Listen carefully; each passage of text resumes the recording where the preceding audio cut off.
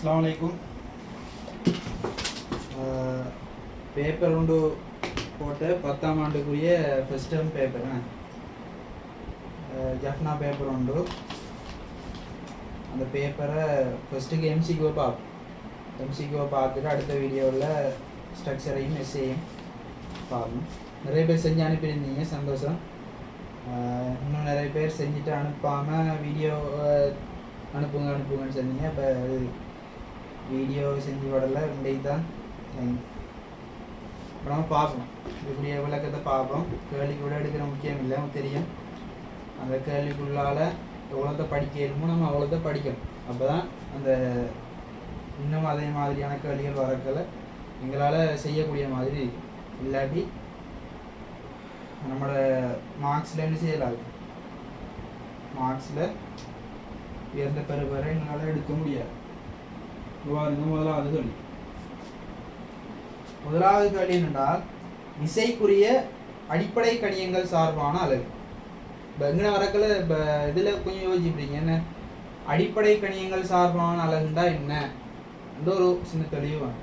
இப்போ அடிப்படை கணியங்கள்னு சொல்லி கொஞ்சம் இருக்கு. என்னென்ன அடிப்படை கணியங்கள்? திணிவு ஒரு அடிப்படை கணியம். இதை நம்ம எப்படி அளப்போம்? கிலோகிராமில் அளப்போம். நேரம் ஒரு அடிப்படை கணியம், எப்படி அளப்போம்? செகண்டில் அளப்போம். தூரம் ஒரு அடிப்படை கணியம், எப்படி அளப்போம்? மீட்டரில் அளப்போம். பதார்த்தத்தின் அளவு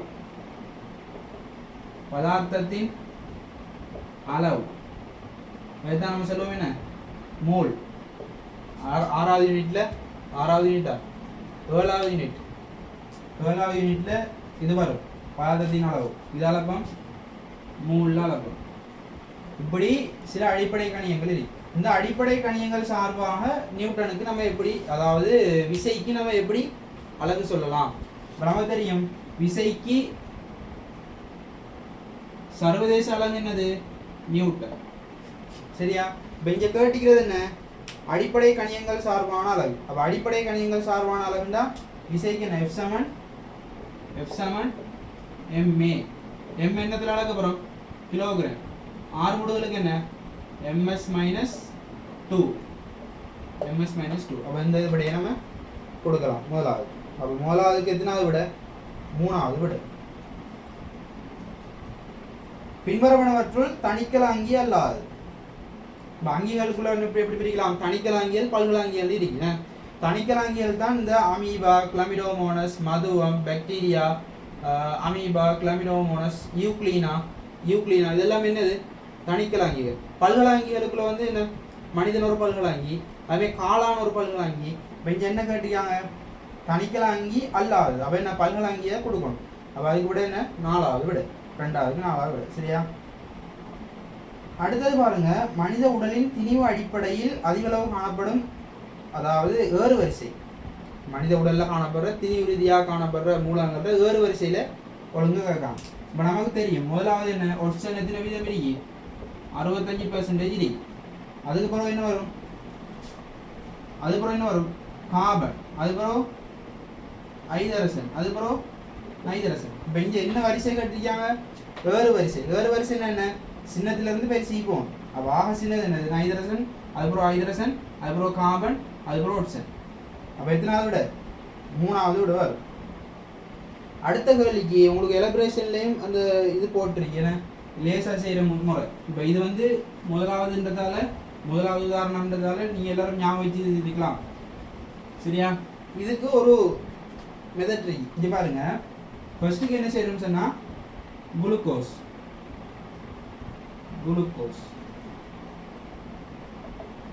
இங்கே கீழையும் குளுக்கோஸ், 3 குளுக்கோஸ் எழுதுங்க. அடுத்ததும் குளுக்கோஸ்.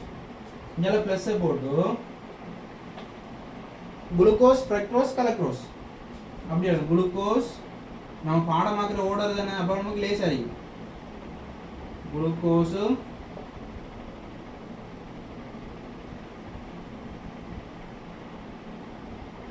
ஃப்ரக்டோஸு,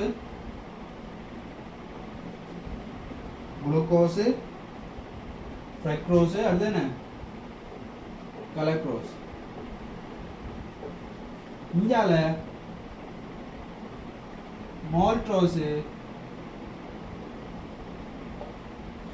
சுக்ரோஸ், குளுக்கோஸ் கலக்ரோஸும் சேர்ந்தா glucose glucose glucose glucose fructose galactose maltose sucrose lactose.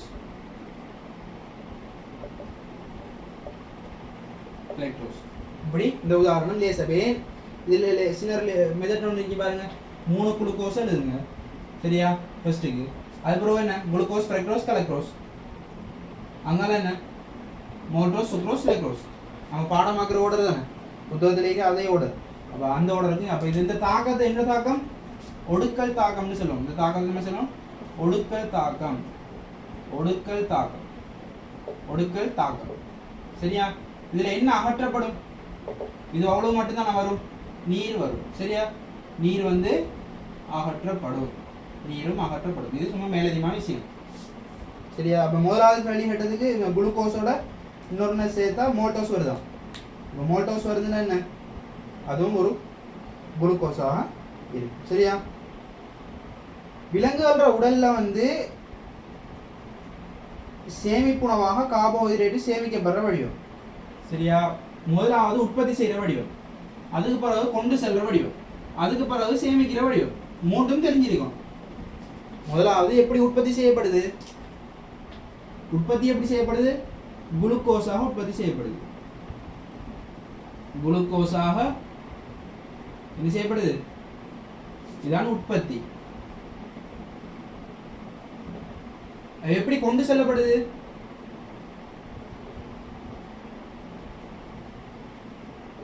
சுக்ரோஸாக கொண்டு செல்லப்படுது. சுக்ரோஸாக கொண்டு செல்லப்படுது.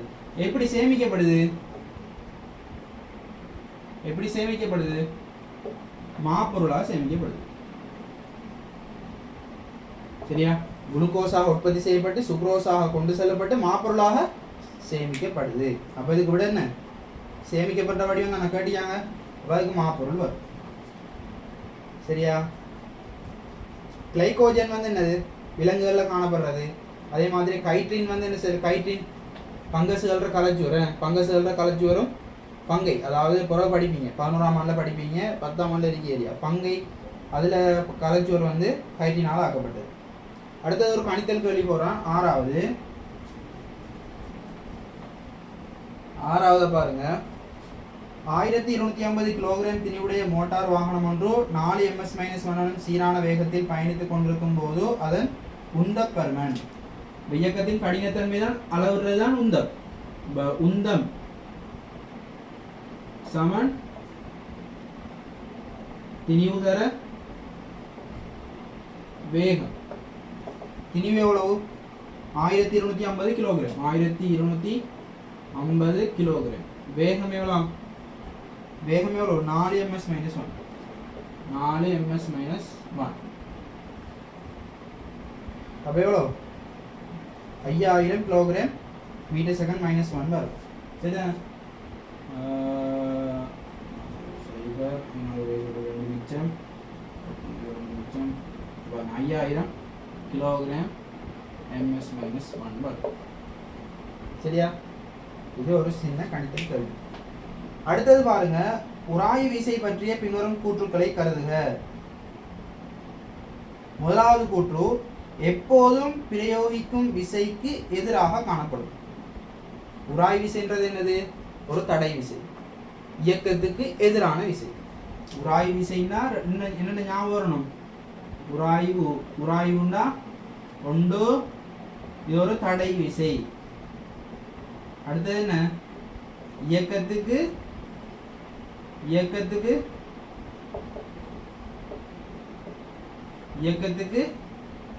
எதிரானது, இயக்கத்துக்கு எதிரானது.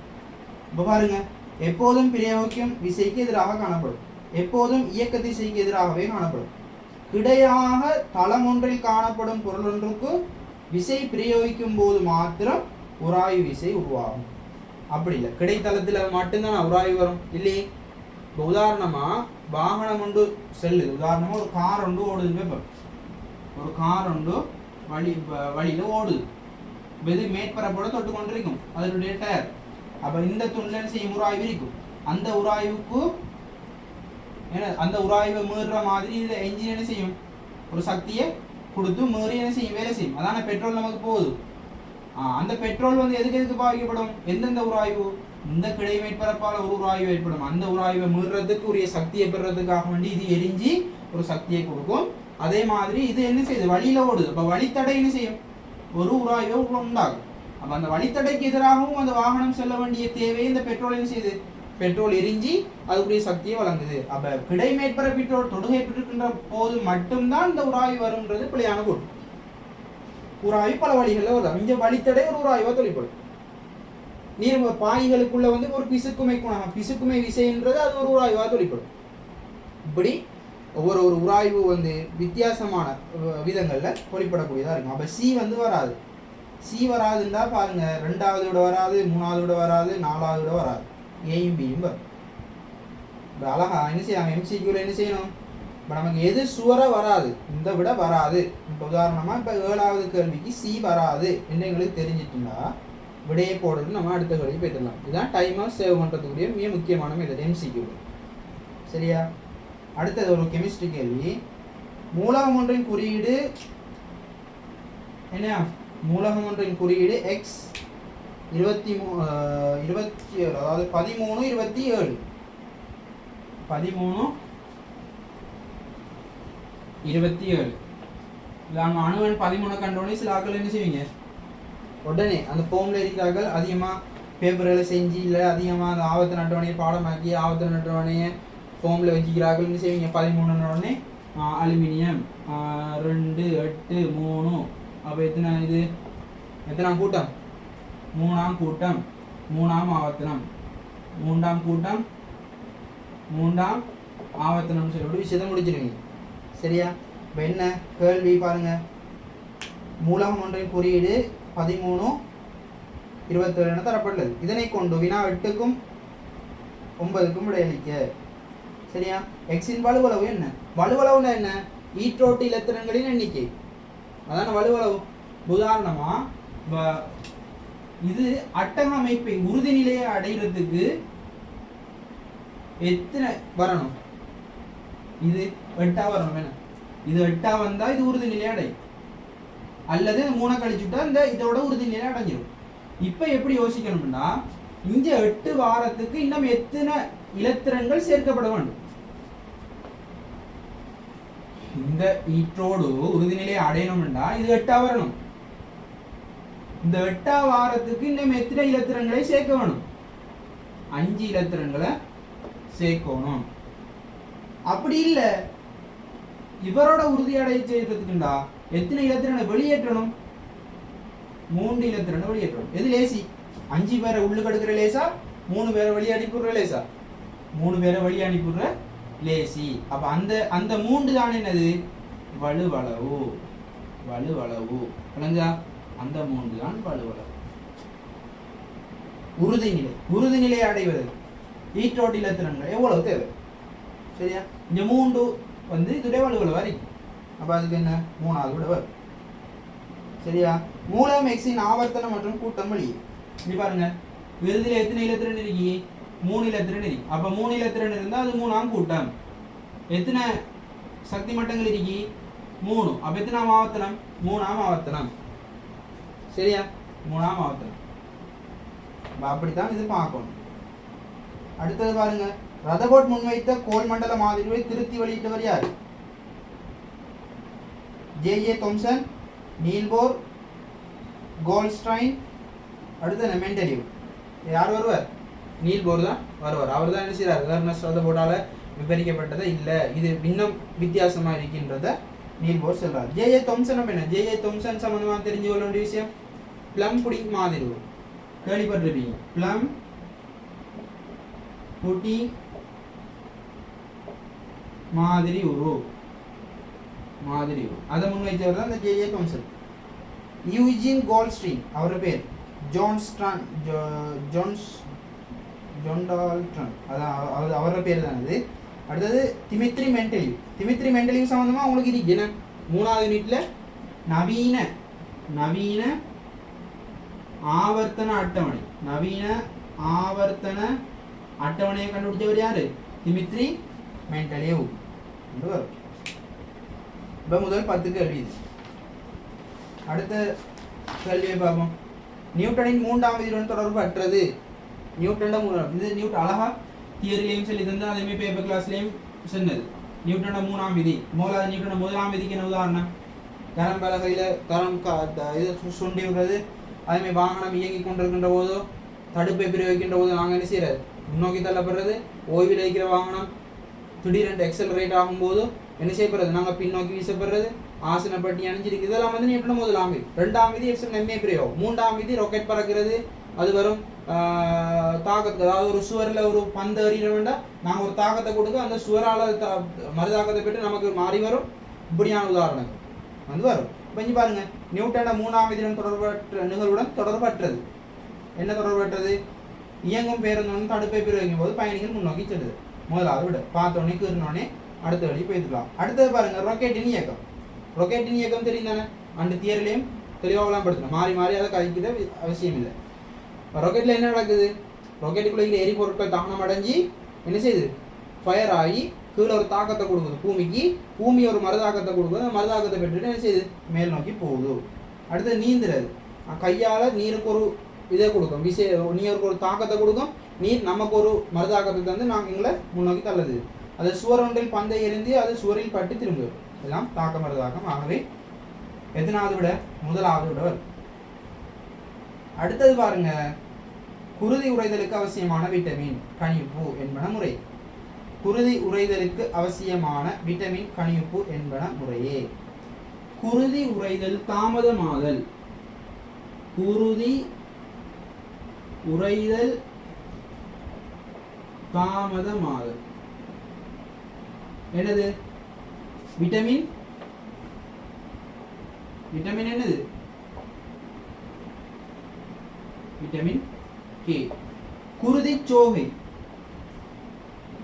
குருதி சோகை என்னது? குருதி சோகை என்ன வரும்? விட்டமின் பி வரும். அப்ப விட்டமின் ஏ சம்பந்தமானது என்ன? விட்டமின் ஏ பார்வைக்கு முக்கியமானது. பார்வைக்கு முக்கியமானது. சரியா? இந்த மஞ்சள் நிறமான மரக்கறிகள் இருக்கு, கரட் சம்பந்தமான அந்த கரட் மஞ்சள் நிறமான மரக்கறிகள், அந்த மரக்கறிகளில் விட்டமின் ஏ இருக்கு. பார்வைக்கு மிக முக்கியம். இந்த விட்டமின் ஏ குறையிறதால கண்ணில் பீட்டோ புள்ளி ஏற்படும், பார்வை குறைபாடு ஏற்படும், தோல் எல்லாம் வந்து உலர்ந்த நிலையில காணப்படும். இப்படியான சில உதாரணங்கள் விட்டமின் ஏ. விட்டமின் பி வந்து பார்த்தோம்னா விட்டமின் பி வந்து இந்த குருதிச்சோகை சம்பந்தமாக வரும். விட்டமின் சி முரசுகரைதல் ஸ்கேவி வரும்னு நினைக்கிறேன். விட்டமின் சி அது கொஞ்சம் பார்க்கணும். விட்டமின் சி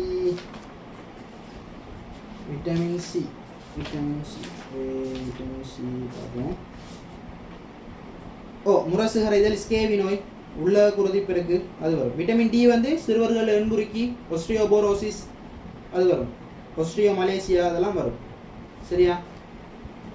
இதான் வந்து vitamin A, B, C, D, E. B வந்து கூட்டு விட்டமின், அதில் நிறைய இருக்கு. தயமின், ரைபோப்ளவின், ரெட்ரானிக்லின், நியாசின், இப்படி நிறைய விட்டமின்கள் இருக்கு. விட்டமின் பி வந்து ஒரு கூட்டு விட்டமின். சரியா?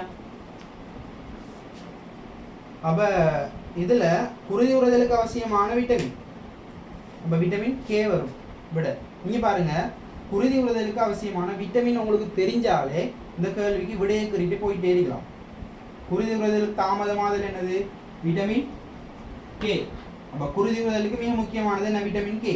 அப்போ இங்கே பாருங்க, விடையில விட்டமின் கே எங்கே இருக்கு? 2வது விடையில மட்டும்தானே இருக்கு. அப்போ அதுக்கு போட்டு போனால் சரி.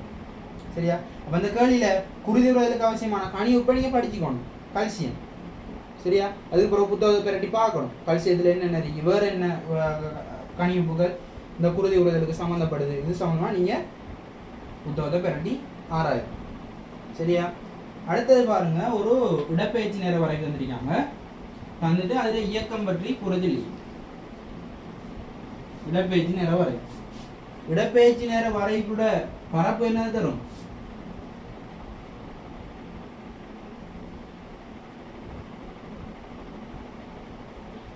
இடப்பெயர்ச்சி நேரம். இந்த வளைவு எப்படி வருது? இப்படி வருதுண்ணே, இப்படி வருது. சரியா? இடப்பெயர்ச்சி நேர வரைவிட பரப்பு என்ன தரும்? பரப்பு அர்த்தமற்றது, ஒன்றையும் தராது. இடப்பெயர்ச்சி நேர வரைவிட படித்திறன் என்ன தரும்? என்ன தரும்? வேகத்தை தரும். அப்ப படித்திறன் என்ன தரும்? வேகத்தை தரும்.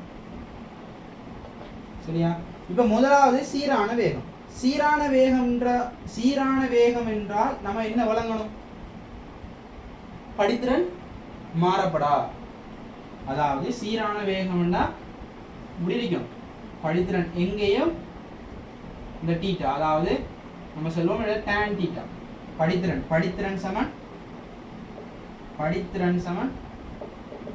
tan theta. tan தீட்டாண்டா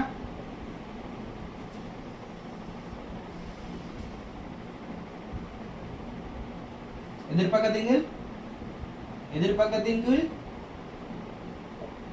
அயற்பக்கம். இந்த விகிதம் மாறப்படா. பாருங்க, இந்த கோணம் சமன். இப்படி மாறாம போறதுதான் சீரான வேகம். இடப்பெயர்ச்சி நேர வரை. சரியா? இடப்பெயர்ச்சி நேர வரைவுல சீரான வேகம்னா என்ன? படித்திறன் மாறப்படாது. இங்க படித்திறன் மாறுதா இல்லையா? இங்க பாருங்க, இங்க ஒரு கோணம், இங்க ஒரு கோணம், இங்க ஒரு கோணம். அப்ப படித்திறன் மாறுது. அப்ப இது வந்து சீரான வேகம் இல்ல. இடப்பெயர்ச்சி நேர வரைவுல ஓய்வு எப்படி வரணும்?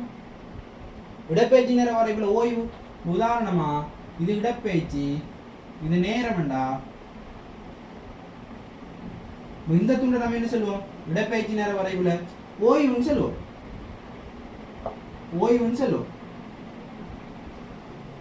வேக நேர வரைவுல இந்த துண்டை எப்படி சொல்லுவோம்? VT கிராஃப்ல என்ன சொல்லுவோம்? சீரான வேகம்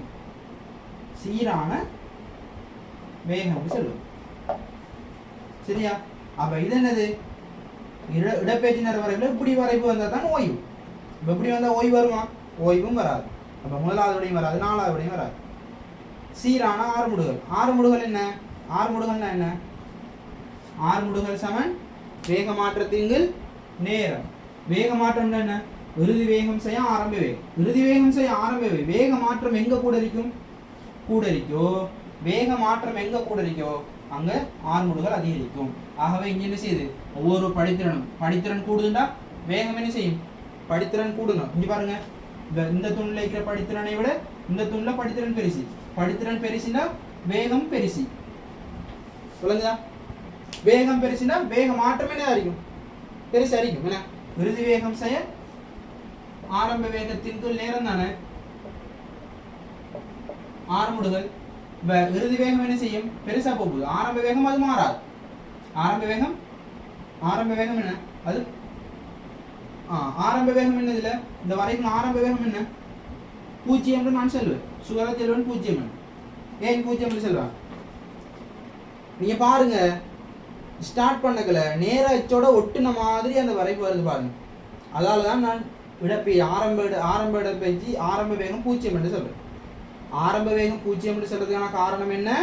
வரைவு இந்த நேர அச்சோட என்ன செய்யுது? மருவிக்கொண்டு செல்லுது. கொஞ்சம் உள்ளால வந்து வருது.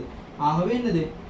வேகம் 0. அப்ப ஆரம்ப வேகம் 0 என்றா படித்திறன் பெருசா போக போக போக வேகம் கூடும். வேகம் கூடனா ஆறுமுடுகள் கூடும். அப்ப என்ன? சீரான ஆறுமுடுகள். சரியா? ஆறுமுடுகள் சீரான அமர்முடுகள் வராது. சரியா? அது பார்த்தோன்னே வரும். அப்போ அதுக்கு இப்போ இதில் நிறைய விஷயங்கள் வச்சுக்கோ. எல்லா விஷயத்தையும் நோட் பண்ணி எடுத்து வச்சிருக்கீங்க. இந்த வரைவு சம்மந்தமாக வரும்போது இதுதான் பிரச்சனை. இந்த மாற்றி கேட்பான், எல்லாத்துக்கும் பதிலளிக்கக்கூடிய மாதிரி இருக்கும். அடுத்தது பாருங்க, 150 கிலோகிராமத்தினுடைய மோட்டார் வண்டி ஒன்று 4 ms-1 கதியுடன் பயணித்துக் கொண்டிருக்கின்றதெனில் அதன் இயந்திரத்தினால் உருவாக்கும் புறவிசையின் பருமன் உராய்வு வழித்தடையை புறக்கணிக்க. விசையிட பருமன் F7 MA திரும்பி எவ்வளவா? 150 கிலோகிராம். அங்கால என்ன? 150 கிலோகிராமத்தினுடைய மோட்டார் வண்டி ஒன்று 4 ms-1 ஒன்று 4 ms-1 சீரான கதியுடன் பயணித்துக் கொண்டிருக்கின்றது. எனின் அதன் இயந்திரத்தால் உருவாக்கும் புறவிசையின் பருமன் யாது?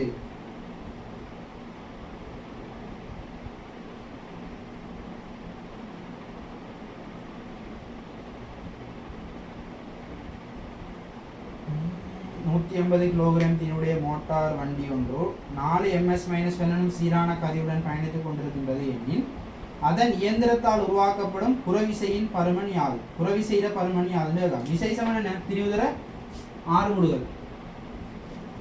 திரிவுதர 6 முடுகள். அப்ப இந்த கதி தான் தந்தியாம். கதி தந்ததால இப்ப சீரான கதி. இப்ப சீரான கதினா என்னது? சீரான கதி. கதி மாறல. அப்ப 6 முடுகள் என்ன? 0.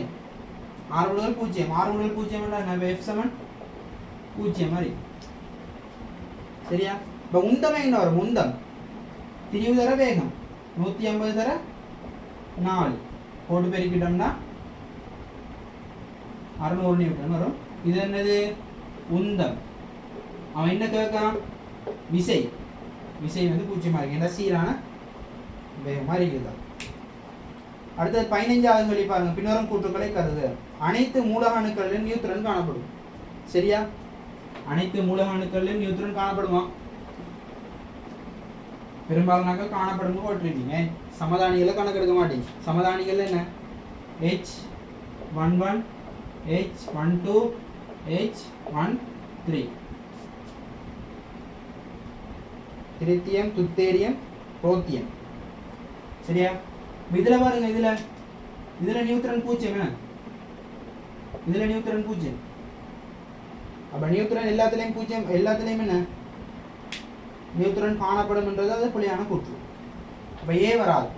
ஏ வராட்டி பாருங்க லேசி 3வது விட. சரியானே? எவ்வளவு லேசானீங்க பாருங்க. அனைத்து மூல அணுக்களிலும் நியூட்ரன் காணப்படுமா?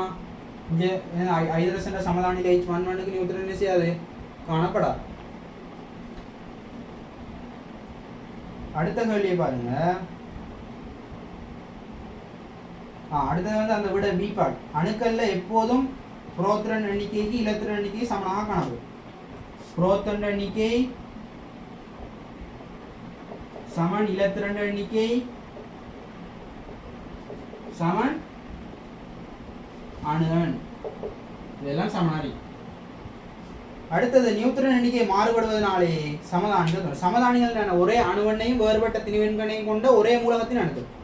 ஒரே அணுவன் வேறுபட்ட ஒரே அணுவன் வேறுபட்ட திணிவன். எதனால சமதானிகள் உண்டாகுது? நியூட்ரன்களால தான் சமதானிகள் உண்டாகுது. அப்ப அதுவும் சரி. அப்ப பிசி சரியா வரும். 3வது வரும். டைம்